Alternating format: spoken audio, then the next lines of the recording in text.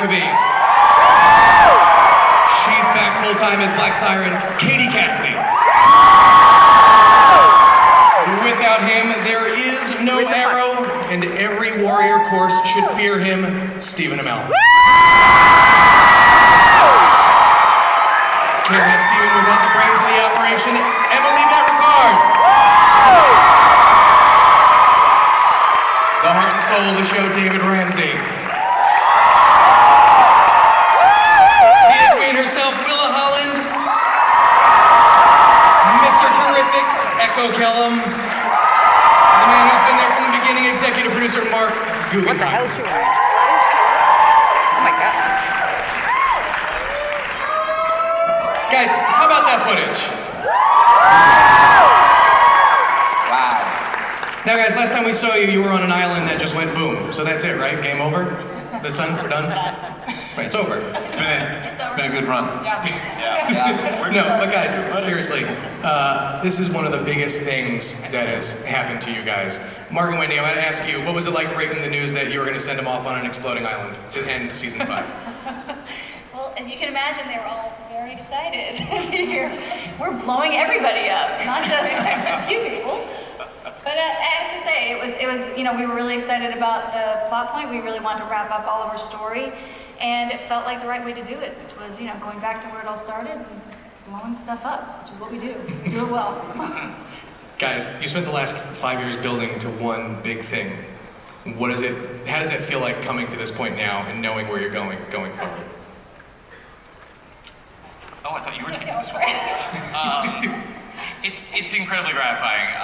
We always said that season 5 would end as a culmination not just of season 5, but of the first 5 years of the show, and quite frankly, the last 10 years of Oliver's life, with the flashbacks, the 5 years in hell. So we're really excited to.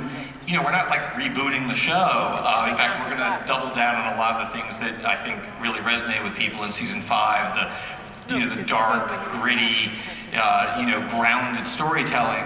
But we are going to see a different kind of Oliver Queen. The last 10 years have really changed him, particularly season 5. And we're looking forward to telling some very different kinds of stories with Oliver. Stephen, Oliver's had his ups and downs. He's been way violent. He's been less violent. Now he's got a kid. How does being a dad change Arrow? He's not the best dad. I've said this a bunch of times today, but my first day on season 6, and you see a little bit in the footage that you saw, it was all with Jack, who plays William. And he and I had done a couple of scenes together, but we never really acted together. And I was really legitimately nervous because I didn't know. And not only was he equal to the task, but he exceeded my expectations. He's a wonderful young man and a terrific actor, and I'm loving my scenes with him. But, to start on episode 116 and to be able to do fun, new stuff as Oliver has been a real joy so far this season. Nice. But he's a shit dad. Now, look, we can't reveal who does or does not make it off the island. But one of the things we do know is Miss Cassidy is back.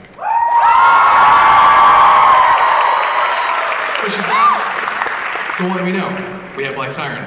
How does that affect you guys, knowing that, this is a different version of the character that you guys have sort of grown up with?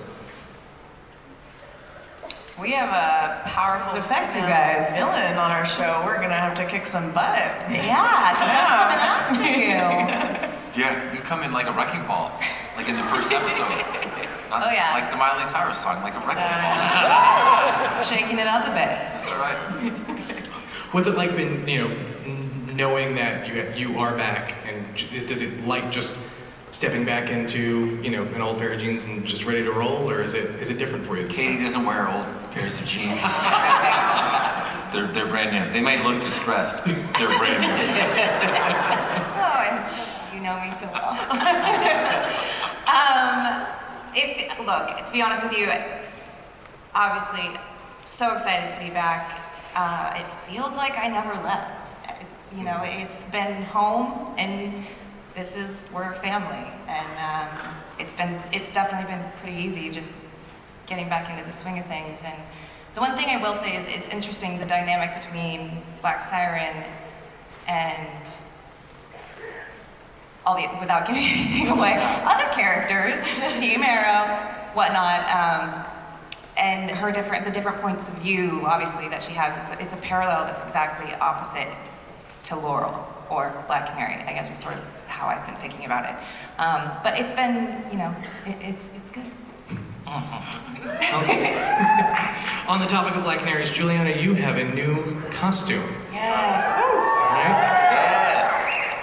So now I gotta ask the rest of you, what's the costume and be like on set? Because she's got a pretty nice costume. Juliana's is fire. She looks so badass. Thanks, guys. Are you excited? Does it, when you put that on, do you just feel more and more like a badass and ready to roll? Oh, absolutely. I mean, when you put on that costume, you can't help but feel like a hero. It transforms how you walk. It transforms how you stand, your posture. You look at yourself differently. I started to see myself for the first time as a hero physically. It wasn't just an internal thing anymore with her character. It was a really emotional and really powerful moment to put it on for the first time, and I take a lot of pride in it. Yeah. Juliana cried. I did. I cried. I shed a tear. Yeah. Season 5 family was a big theme for season 5, and I think these guys know just as well. We see you guys on social media, and you guys act like a family off the set. Family dynamic, I feel like coming into season 6 is going to change a little bit. How do you guys feel going forward with that? I feel like we hit the ground running this year. I really do. I feel like we took the momentum of season 5 and carried it into the first couple of episodes of season 6. One of my favorite parts about, there are some my jaw has not dropped when I've been reading a script. That happens every once in a while. It happened last year in episode 509. I was like, oh my God, he kills Billy? Oh boy. Spoiler. Rest in peace, Billy.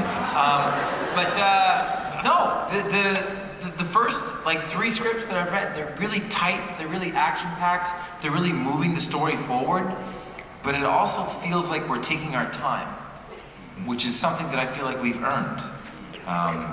Taking our time is cool. Nice. I think we're really lucky too. I mean, we're going into season 6 here, and Rick and Juliana have just sort of walked in and felt like they were part of the show the whole time. We're so lucky to have you guys. Thank you. You guys show. have made it so much easy to just walk into a well-oiled machine. You guys are like Rickards, I love you so much. love is so real. I mean, it's funny. Is there a sense of mentorship on set? I feel like Stephen, Emily, David. Obviously, you guys have been with us the sort of longest. We have Rick, coming in. Echo came in, a little while ago. So Echo, you're not the new kid anymore. Yeah, it sucks not being a new kid. Is there a middle child syndrome major middle child syndrome thing going on. He tries to trip us all the time. Yeah, I try to get the fake lines, but no, honestly, working with Rick and Juliana is so awesome, and I felt the same way when I first came on. We just accept you as a family, and everyone on the cast is just so amazing. It's no fake pretentiousness. It's just everyone's really grounded and there to do the work. It's just hilarious too, so it just makes the work so much easier. Mark and Wendy, Prometheus was such a force as a villain last season. Josh Agar was incredible.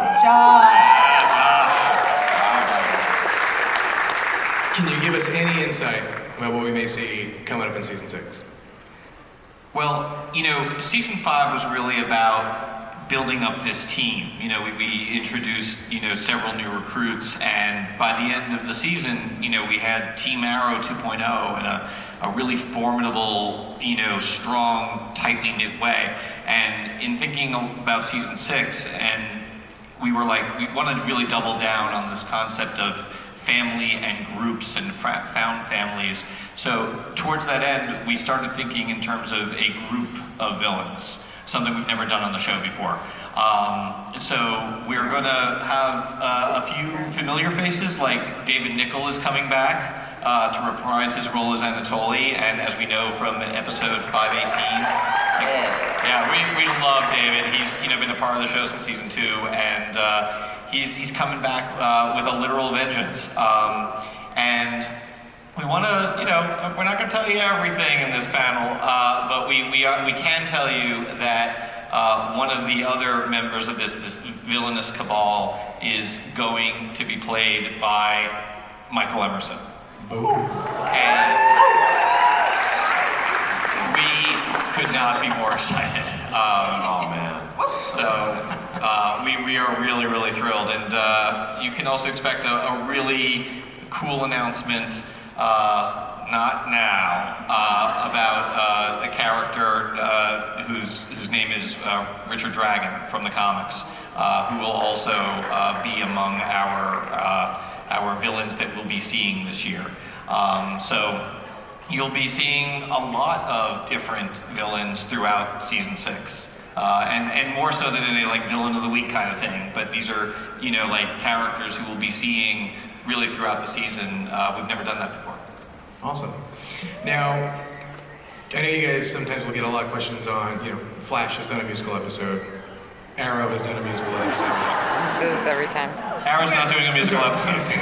But you guys do have some pipes. Last year, there was a stirring rendition of Hamilton.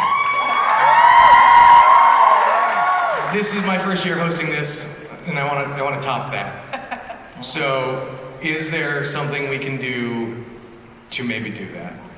Do you guys want that?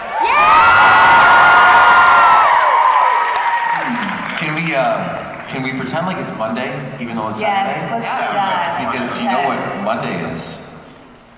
It's Emily's birthday. Birthday. Stand up. Stand up.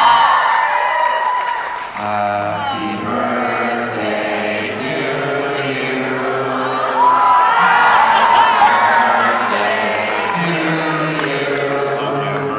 Happy birthday, dear Emily. Happy birthday to you.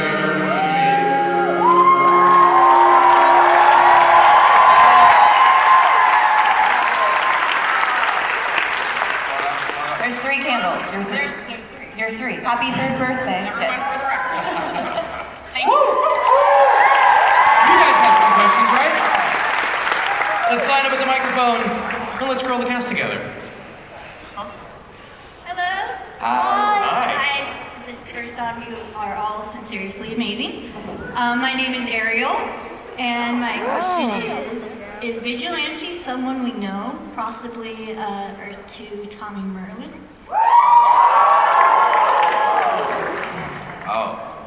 We can pull him out of Chicago. That'd be, Yeah, we keep trying to get Colin back on the show, but he's busy on Chicago Med. For sure, we're big believers that if you have a mystery like some type of whodunit, or in the case of Vigilante, who is it? It's always really unsatisfying if the answer to the mystery is, yes, some person you've never seen before. So you can probably expect that whoever's behind that mask, underneath that mask, is a face that is familiar to you.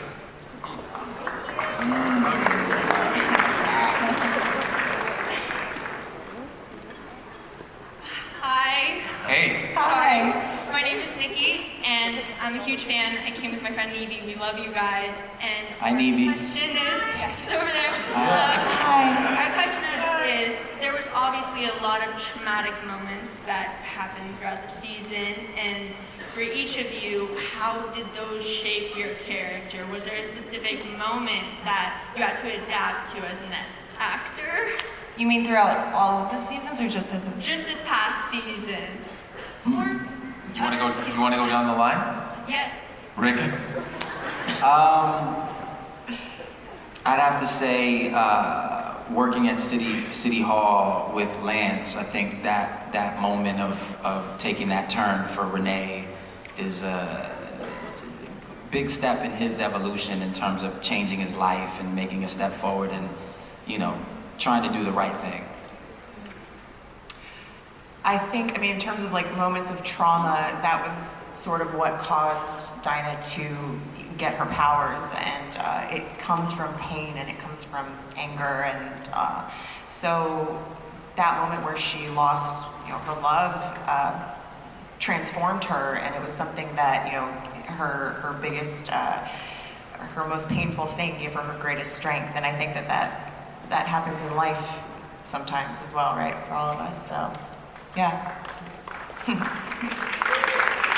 I think for Black Siren, I definitely think that's something that potentially learn more about. But having said that, last season, certainly the relationship with Quentin has been an important thing to her and a pivotal moment in what path it leads her down. I think we'll see more of. But I definitely think that's something in her world, Earth 2, that will be explored more. I didn't like being shackled to the ground and waterboarded and burned and stabbed with an arrow. But I grew.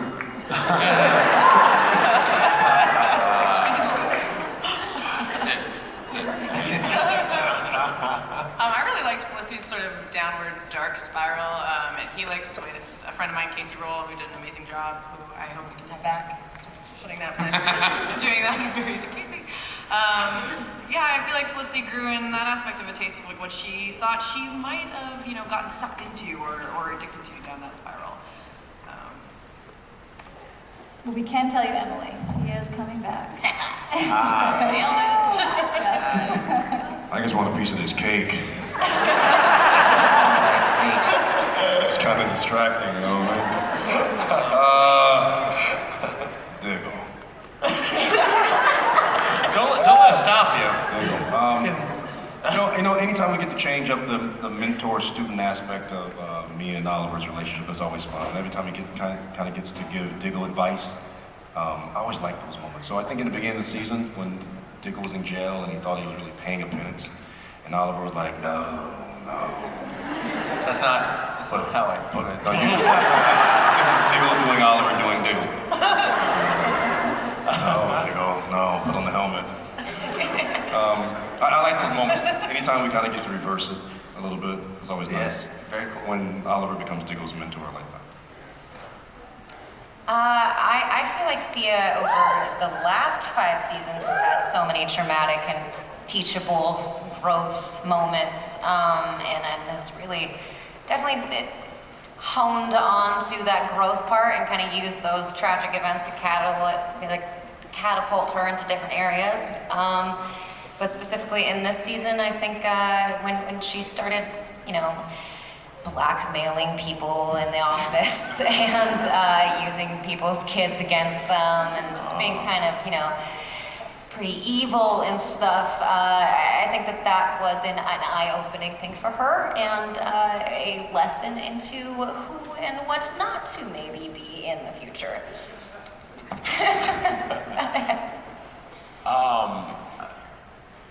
Curtis, he got invited to a dinner and then divorced before he even got to eat food.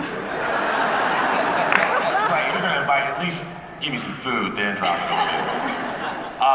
But he had a lot of moments last year, even if it was Prometheus kind of, attacking him, or, Renee kind of pushing him to lean into his tech. I think the thing that Curtis takes from that is, every situation that's thrown at him, it makes him stronger and makes him want to try and fight harder. And I think that's definitely something that he really pushed toward at the end of the season, letting those dramatic moments push him to be a better hero and a better asset to the team.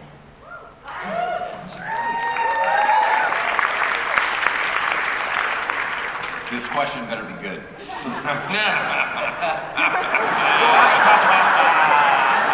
Awesome. That's such a cool outfit. That's our new villain. Hi, so my name is Gary, and my question is, since the flashbacks have been consistently to 5 years ago, and we're now on season 6, are we going to see flashbacks to season 1? Yeah, that's actually how we're going to save money. Actually, You're gonna still see flashbacks. It won't be every episode, and they won't be serialized. They'll be character specific. And I'll give you one example. We are, mainly because I've been like trying to figure out the right opportunity to make this announcement. But as you saw in the trailer, Manu Bennett is back for the season premiere. He's also coming back for a special 2-part episode in the first half of the season, where we're really going to be, really focusing hard on his character, post everything he's experienced on the show, and we, intend to do a Slade Wilson flashback story.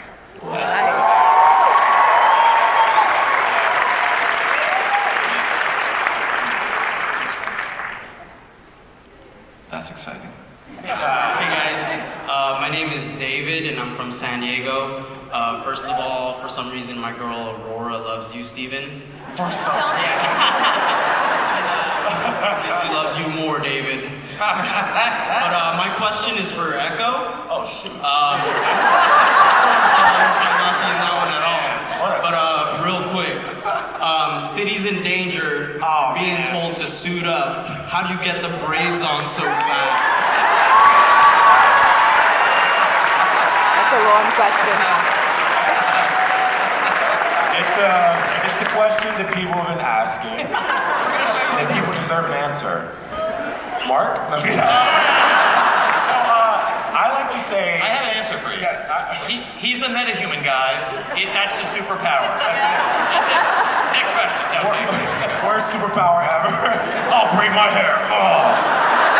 Yeah. Come on. Come at me. I wouldn't be terrified of a dude whose hair can start braiding. I like to say, my headcanon is that there's like African speedsters out there who just like Curtis, I got you. Go. So yeah, Kid Flash is right there.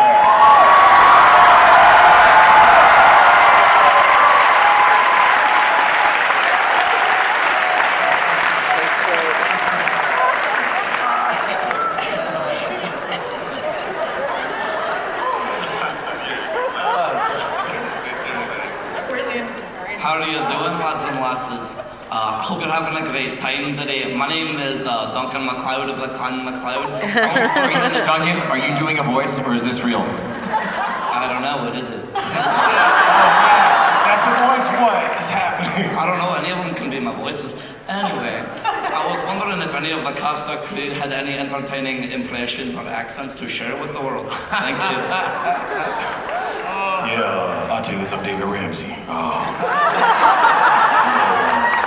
Oliver and Felicity. Thank you. Oh my God. This is like my time to shine. This is a question. Blur, pants bubble,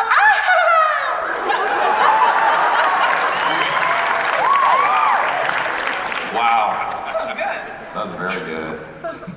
All right, next question. And that's it. That's Hello, my name is Andres Avila. I'm from here, and this is my 10th year at Comic-Con, and I've never asked a question before. Whoa! Time to shine, buddy. My question is for Steven. I know that you really want to do a supernatural crossover with Arrow.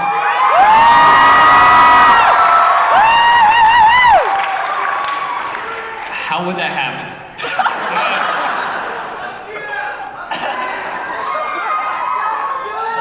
Settle down. By the way, I love how people ask me like random questions that like I can only answer in the affirmative, and they take that as like Stephen Amell demands supernatural crossover. Probably, it's really not going to work unless I can be like a waiter for Jensen and Jared. Like, hey guys, here's your steak. Full monotone delivery. Look right down the barrel of the camera. Just be an awful bit player on the show. That'd be tremendous. I would do it in a heartbeat. Steven, would you do it in your Arrow voice, though? No. Love you, Steven.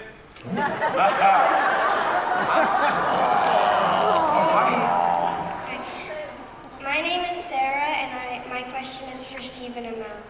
Since I'm a fighter of cancer, I was wondering if you were going to make more Fight Cancer shirts, and if so, when?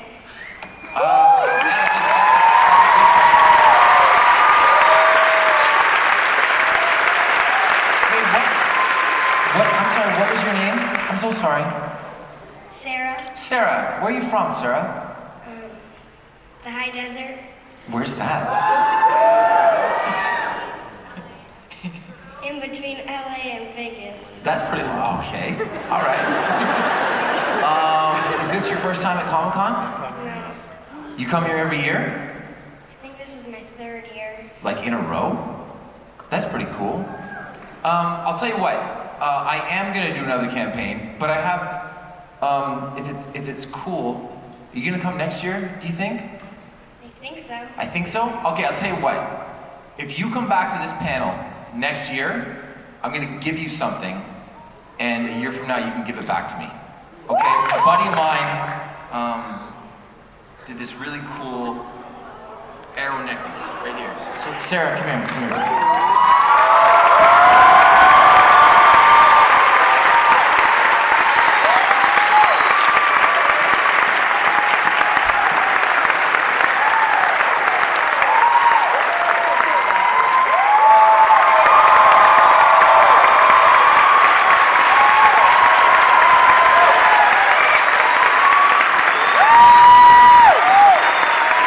Going around. All right, guys, we have time for about one more question.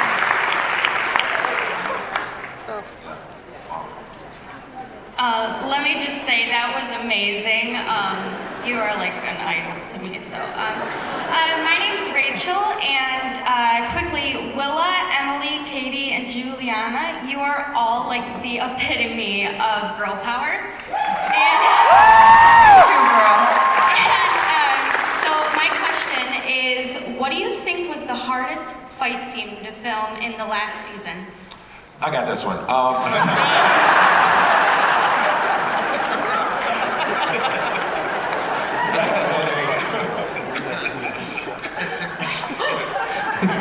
God. You want to fight? Oh God. I think that in the last season, at least for my character, the hardest fight scene was probably in the crossover. It was I mean, I think it might have been for all, I mean, I don't want to speak for all of us, but I think the crossover, those scenes were definitely some of the most difficult and challenging in a great creative way for all of us, just because it brought back so many parts of the story that we haven't necessarily been able to touch base on for a while, and we got to bring back our parents, and that was between Malcolm and Thea, and the reality between that and fighting her, demon with him, and everything. It was a lot of emotions for her, and it was real powerful, I think. Yeah, and it was 4 a.m, and it was driving rain and wind, and the closest that we've ever got to calling a day for weather. Yeah, there was awful. Yeah, we shoot through horrible weather all the time. Let's go. That day was crazy. We had a light hanging by a crane, and that thing like fell down. It was crazy. I think we have the same answer. But yeah, the face-off between our two characters definitely. Yeah. Our first fight in 523 was epic for so many reasons, and like it was a challenge. It was the first time we had come together, and on the show and in real life, and it came out so well, but it was like we went until we were like collapsed. Like it was just an awesome experience, and it felt so real, not in the sense that we were like really fighting or anything, obviously, but like it just felt so real. And also the set of the monastery in Lianyu was just like such an epic battle. Like to me, that would definitely. Yeah, absolutely. I love, by the way, just a side note, after every take, we would both be like, oh my gosh, I'm so sorry. Are you okay? Are you okay? Are you okay? Are you okay? We're like, sorry. Okay, we're okay. Yeah, okay, sorry. Or we'd we'd like hug each other. Or like look at each other like all mean and be like, your eyes are really pretty. You're really pretty. Sorry. Your eyes are really pretty. All right. With that, ladies and gentlemen, the cast of Arrow.